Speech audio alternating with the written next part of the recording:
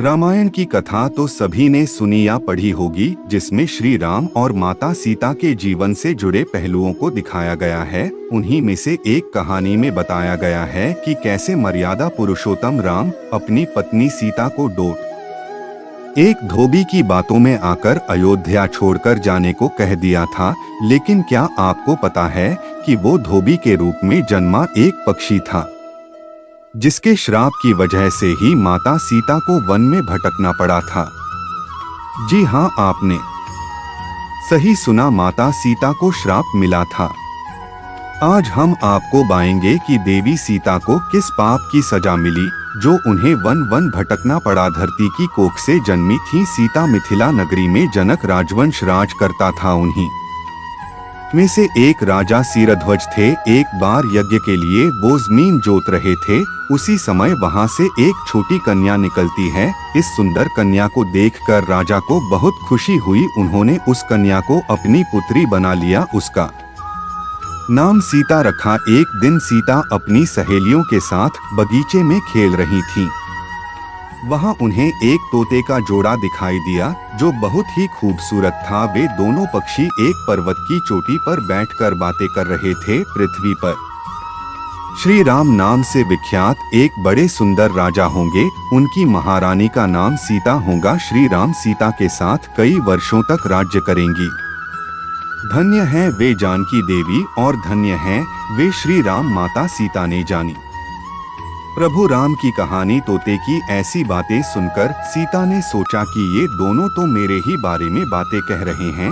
इन्हें पकड़कर मैं इनसे अपने जीवन से जुड़ी सारी बातें पूछ सकती हूँ। इसीलिए उन्होंने अपनी सहेलियों से उन दोनों पक्षियों को पकड़कर लाने को कहा। उनकी सहेलियां उस पर्वत पर गईं और दोनों पक्षियों को पकड़कर ले आईं। माता सीता उन पक्षियों से कहती हैं कि तुम दोनों बहुत सुंदर हो, देखो, डरो नहीं, मैं तुम्हें कोई नुकसान नहीं पहुंचाऊंगी। तुम बस मुझे ये बताओ कि तुम कौन हो और कहां से आए हो। राम कौन है और सीता कौन है, तुम्हें उनके बारे में कैसे पता है। पक्षी जोड़े ने सुनाई श्री राम जन्म की कथा। माता सीता के पूछने पर दोनों पक्षी बताते हैं कि एक बहुत विख्यात महर्षि वाल्मीकि हैं। हम दोनों उन्हीं के आश्रम में रहते हैं। महर्षि ने रामायण नाम का एक ग्रंथ लिखा है, जिसका पाठ उन्होंने अपने शिष्यों को भी कराया है।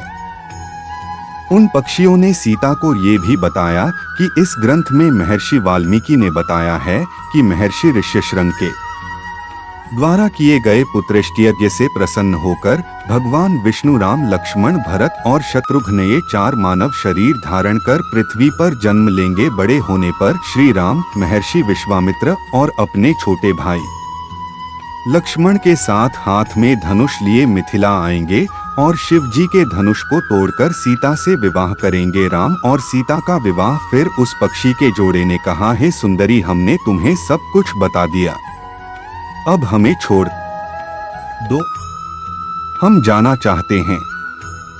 पक्षियों की बातें सुनकर माता सीता के मन में और भी बातें जानने की इच्छा हुई। उन्होंने उन दोनों से पूछा कि राम कहाँ होंगे, वे किसके पुत्र हैं, कैसे वो मिथिला आकर जानकी से विवाह करेंगे।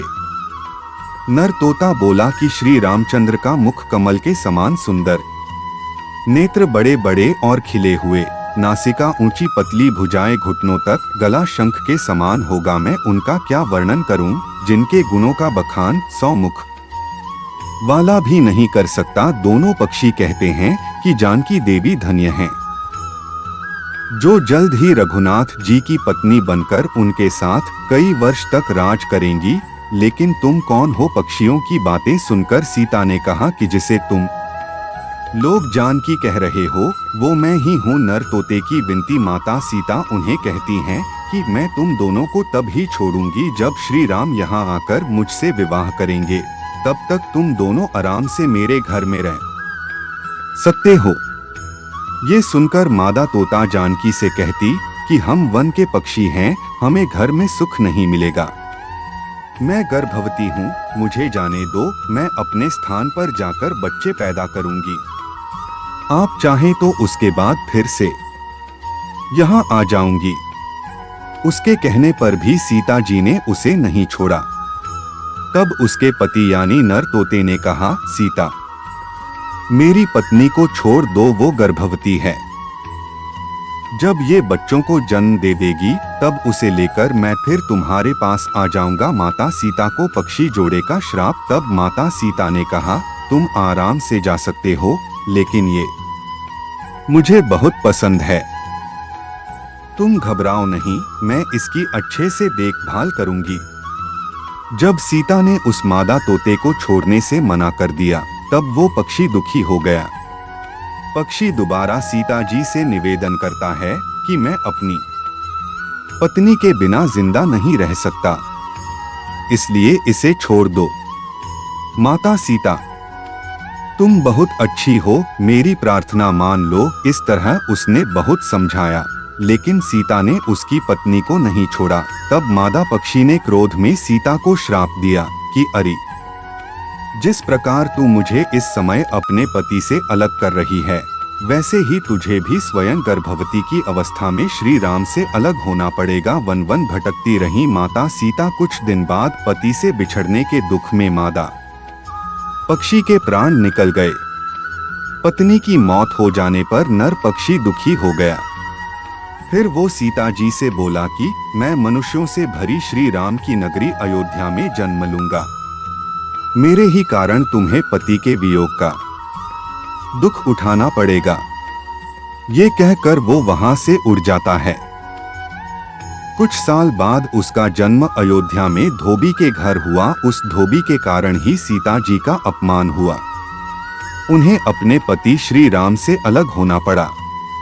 उस तोते का श्राप ही सीता जी के पति श्री राम से बिछड़ने का कारण बना। इसीलिए जब माता सीता गर्भवती थीं तो उन्हें भी पति से दूर वन में रहना पड़ता है। आपने अक्सर लोगों को कहते सुना होगा कि हमें हमारे कर्मों का फल हमें यही मिलता है। इस कहानी से ये बात सिद्ध भी हो जाती है कि कर्म के फल से कोई भी नहीं बच सकता, फिर चाहे वो भगवान राम हो या सीता, सभी को अपने कर्मों को फल भोगना पड़ता है।